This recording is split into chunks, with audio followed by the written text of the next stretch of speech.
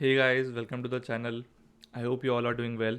In this Forex series, I will be covering everything from basics to advanced, which will help you become a profitable trader in your trading journey.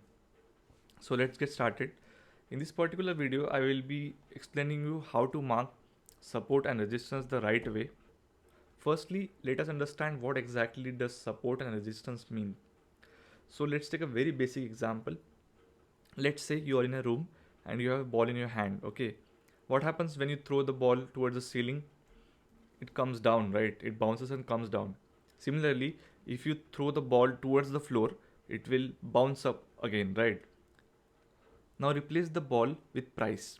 When the price comes to your floor, it generally goes up, which is your support. And if the price goes to the ceiling, it generally comes down. Here, your floor and ceiling are your support and resistance. Understand this one simple thing. Support is where the buyers are stronger, and the resistance is where the sellers are stronger, which helps to move the price in opposite direction.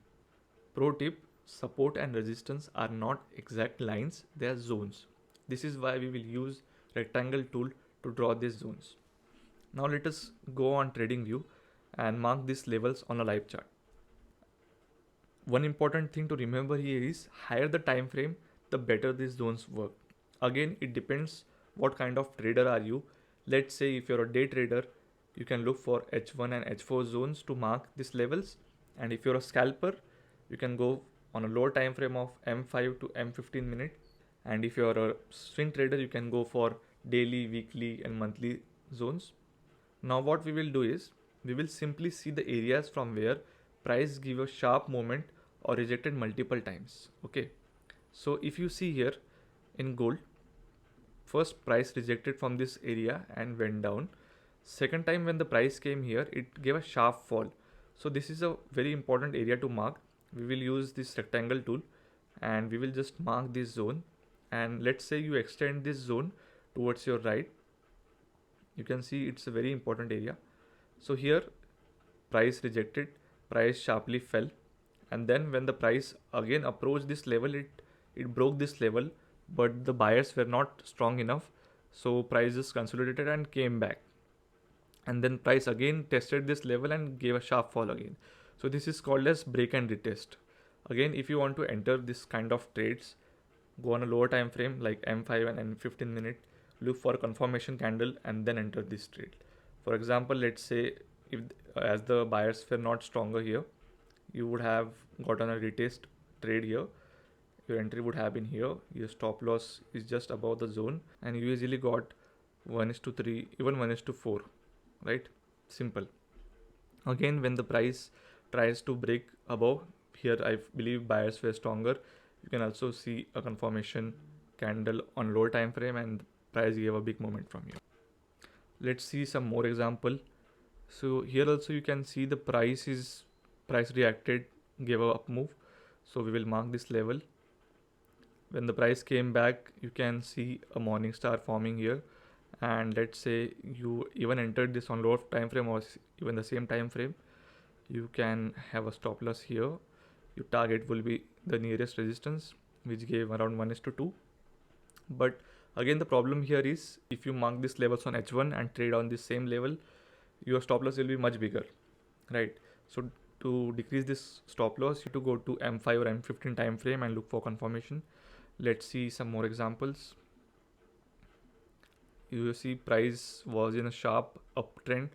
So here what majorly people do is they try to sell at resistance, but no, it's a big mistake. Whenever price is a strong momentum, just look for the trades in the similar direction. For example, here you would have taken the trades at support. So if you see this area, price gave a sharp fall, price came again, price gave a sharp fall. So we mark this area of resistance, okay, and we extend this line. So what happens is after giving multiple rejection, price finally broke through this level. We can see a sharp momentum going up. So when price came back, we just need to look for confirmation entry here. Let's say you get a confirmation entry here. You holded this trade with the stop loss just below the zone, and it easily gave 1:3. If would have been holded more, you also got 1:7, right? I used no indicator here. No complex strategy, just simple support, resistance, breakout and retest, right? Let's see some more example. Okay,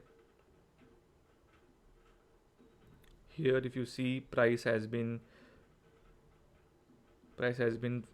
falling from this area once, twice, third time it broke with strong momentum. Price came back to retest this here. If you saw some confirmation here, you can enter here, and yeah, it moves up again. This was a trending market, so we'll look just for buying opportunities. Don't look for sells here. Okay, it's very risky. It's everywhere, even if you go on M30, H4, H1, you just need to fix your time frame, backtest it, and again here you can see price, it was a support. Price was acting from this level, reacting from this level. Once price break this level, it gave a retest and sharp move again, right? Again price came back. If you see confirmation again here, you can also sell again, and price gave a sharp move again. This goes on and on. It was very trendy market again, so no great opportunities. Look for cleaner charts. Okay, here if you see price gave a strong downfall, right? So if you mark this zone, it's a pretty big zone, but yeah, price came again here, it gave a confirmation here.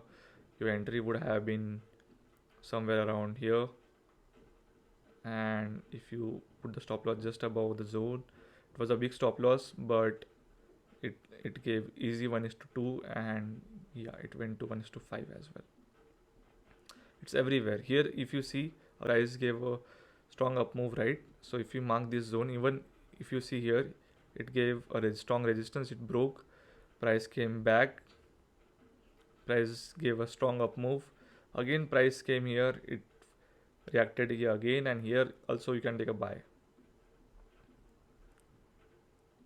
So there are a lot of examples here which you can backtest and start trading. It's very simple, just look for confirmations. Okay, let's get back to the PPT. So let us understand some common mistakes which most beginners do. They love trading against the trend. What I mean here is, let's say the market is trending in the bullish direction, they will sell at every resistance. They're going against the trend. So you need to really avoid this mistake and just go with the trend. If the market is sideways, you can sell at top and buy at bottom. But if it's trending, you should always go with the trend. Okay, trend is your friend. Next, let us do a quick summary and checklist of what we learned today. So firstly, identify the trend. If the market is making higher highs and higher lows, it is uptrend. And if the market is making lower lows and lower highs, it is downtrend. And if the market is not able to break the highs and lows, it is called a sideways market. Okay, then mark your key support and resistance areas on higher time frame. Again, this high time frame depends on what kind of trader are you. For day trading, you can go for H1 and H4. For scalping, you can go for M5 and M15 or M30. For swing trading, you can go for H4 daily or even weekly charts. Now, after marking these zones, you can basically go on a lower time frame like M5 or M15 for confirmation and entry, and set the stop loss just above or below the zone. You can also use the defined take profit of around 1:2 or as per your next resistance or support area. That's all for the video. Thank you.